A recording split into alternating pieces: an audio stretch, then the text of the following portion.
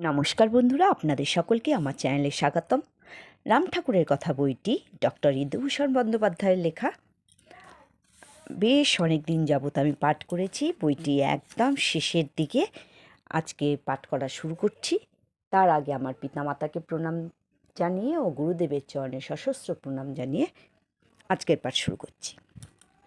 যাহাই হোক, রাজপুত দম্পতির ঘটনাটি বিবৃত করিয়া ঠাকুর আমাকে বলিয়াছিলেন যে ইহারা বাস্তবিকই অনন্যভাবেই তাহাকে ভালোবাসিয়াছিলেন এবং তিনিও তাহাদের নিকট বাধা পড়িয়াছিলেন, কিন্তু সামান্য একটু সন্দেহের ছায়াপাতেই বন্ধন শিথিল হইয়া গেল। তাহারা আর ঠাকুরকে ধরিয়া রাখিতে পারিলেন না। ঠাকুরের দাবি 16 আনা, সামান্য 1 পাই কম হইলেও তাহা দিয়া প্রকৃত ঠাকুর সেবা হয় না। ঠাকুর কখনো কখনো বলিতেন, যে করে আমার আশ তার করি সর্বনাশ। ঠাকুরের মুখের এই সর্বনাশ এবং সঙ্গে সঙ্গে নির্বংশ ও শ্মশান কথা দুইটি তাহার আশ্রিত বর্গের মধ্যে অনেকের মনে যে একটা আতঙ্ক বিভ্রান্তির সৃষ্টি করে, ইহা আমি সাক্ষাৎভাবেই জানি। সুতরাং কথা কয়টি একটু পরিষ্কারভাবে বুঝিবার জন্য যত্ন করা প্রয়োজন মনে হইতেছে। আমরা অজ্ঞাত জীব মায়া চক্রে ঘুরিয়া বেড়াই। সর্বনাশ কথাটা শুনিলেই ভয়ে আঁতকাইয়া উঠি। সর্বনাশ হইবে শুনিলেই আমরা ভাবি যে আত্মীয় পরিজন মরিয়া যাইবে, বিষয় সম্পত্তি নষ্ট হইয়া যাইবে এবং পরিণামে হয়তো একবারের রাস্তায় আসিয়া দাঁড়াইব। কাজেই আতঙ্কে বিহ্বল হইয়া পড়ি। কিন্তু ঠাকুর কথাটা ঠিক এই অর্থে ব্যবহার করিতেন না। আমার পরিচিত এক ভদ্রলোক বিবাহ করিবেন কি করিবেন না এই চিন্তায় কিছুদিন যাবৎ মনে মনে ব্যতিব্যস্ত হইয়া উঠিয়াছিলেন। বিবাহ করিলেই সংসার বন্ধনে জড়াইতে হইবে, ইহাই ছিল তাহার আশঙ্কার কারণ।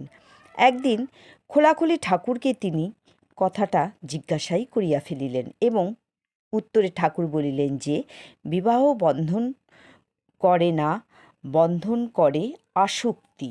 এই আসক্তির নাশই সর্বনাশ।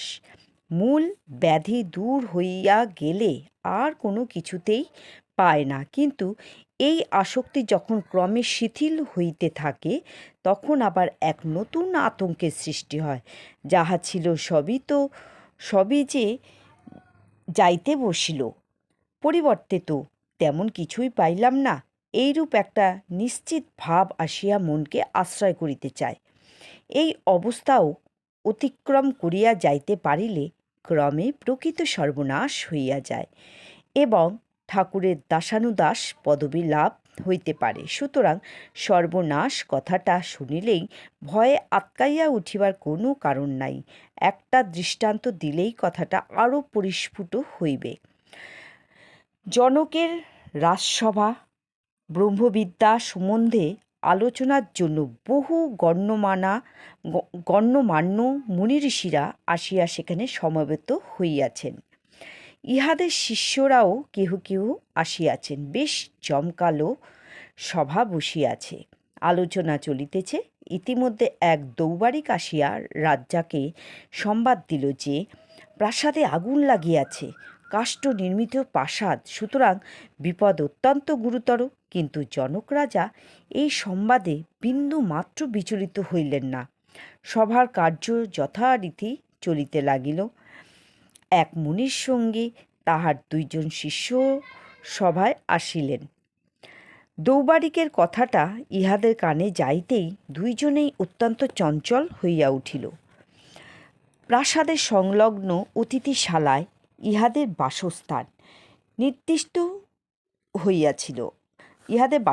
নির্দিষ্ট হইয়াছিল এবং সেখানে 2 জনের 2টি বোচকা ছিল। উভয়ের বোচকার মধ্যে ছিল একটি কমণ্ডুল, একটি কৌপিন আর একখানা ছেঁড়া কাঁথা।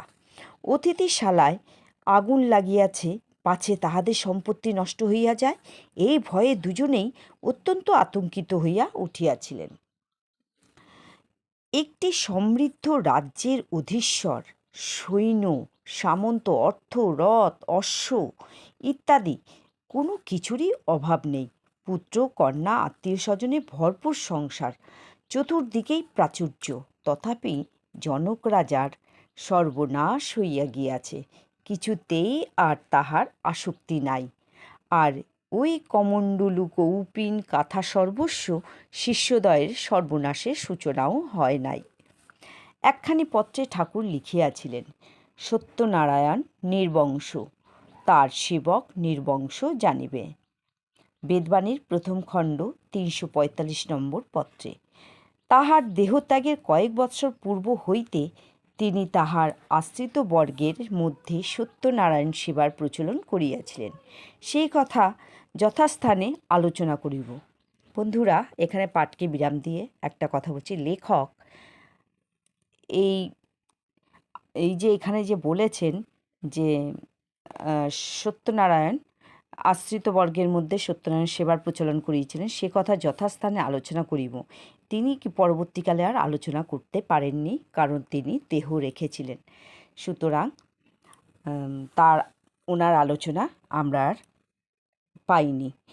হয়তো অন্য লেখকের অন্যান্য যেসব লেখকরা আছেন আরও আমাদের গুরুদেবের শিষ্য, তাদের লেখা থেকে নিশ্চয়ই আমরা পাবো, কিন্তু এই লেখকের ডক্টর ইন্দুভূষণ বন্দ্যোপাধ্যায় কিন্তু আর পরবর্তীকালে লিখে যেতে পারেননি কিছু।